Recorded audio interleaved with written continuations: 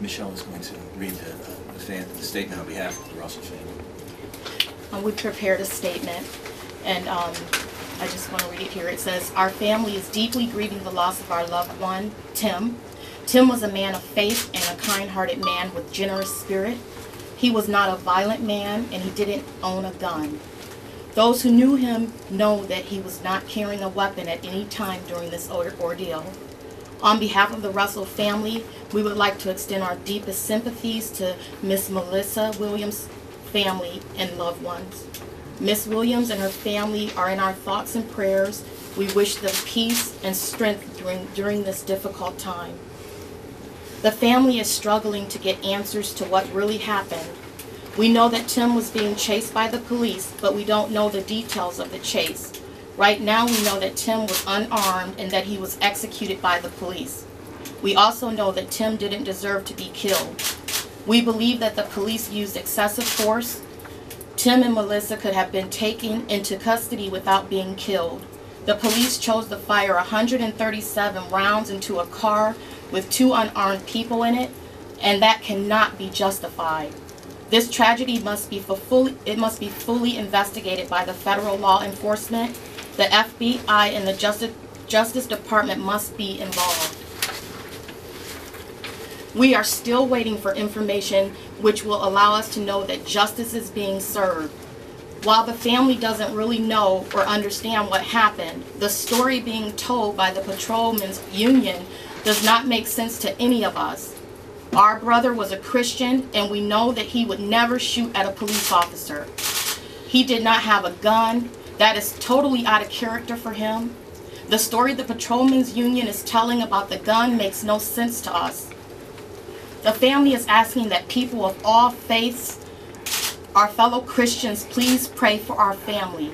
And please pray for Miss Williams and her family. We believe in the power of prayer, and we know that God will right all wrongs. We also want to thank everyone who has offered their condolences, prayers for Tim and my family. The Russell family offers their heartfelt appreciation. Thank you. What was your reaction when you found out that Tim was in this car with the woman and died in such a way? What was your reaction at that moment? I couldn't believe it. I was thinking that whoever was in the car with him had to be the person that was shooting, because I knew that my brother would have never done anything like that. So that's what I was thinking. In my mind, I'm thinking that cannot be my brother. Now, the police officer on the sidewalk and some of those in the Justice Center maintained that they heard a gunshot. Is it possible that, for instance, it was a backfire from a car? Did he have any problems with his car that you were aware of that might have caused that? It's possible. My brother David had just given him that car, and he had problems with it. Yeah. Do you know if backfiring was a problem? It had no muffler. It was a bad muffler. It had no muffler. Bad muffler or no Bad. muffler? It had a bad muffler. Okay. I'm What are, listening to it. what are the specific questions that you would like to have answered? Well, if I could, Okay. the first thing I guess that the family would like to have is we'd like to see Chief McGrath kind of follow through with his initial inclination to get the FBI involved, to get the Justice Department involved, and the Civil Rights Division.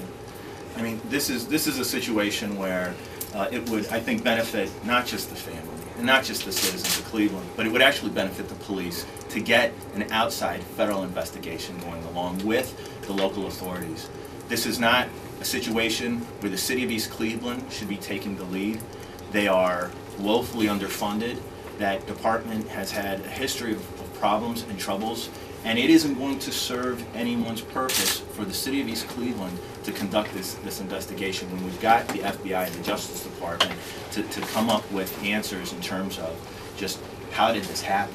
And What questions do you have regarding the pursuit, whether it was within the guidelines of the City of Cleveland's policies and the use of force at the end and the number of gunshots that were fired? well, in terms of the pursuit, I think even Chief McGrath has indicated that this pursuit was outside of their policies and procedures. Why was it outside of their policies and procedures? What went wrong with this chase? Where were the supervisors that allowed this chase to go on and to continue outside of those policies and procedures? And in terms of the use of force, I mean, I think, like everyone, you sit back and you just say to yourself, how do you fire 137 shots at 2 unarmed people in the car? I mean, it's inexplicable. For David, Michelle, what was your reaction to that? I just want to say one other thing. I mean, I was thinking, whatever happened to, we got you surrounded. Put your hands up. Get out the car, put your hands up, get on the ground. It seems like they didn't offer that option. It just started shooting.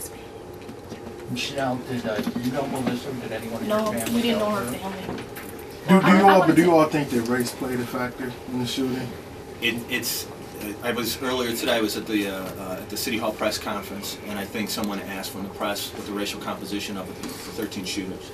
And if I'm not mistaken, I thought that it was either the chief or the mayor said that it was 13 white people and one 12 white people, one Hispanic. We don't know if race played a part in this at all. But again, that's all the more reason why the federal government and the Justice Department should be doing this investigation. Because when you have people who are executed in this fashion, you should have an independent source come in and find out how something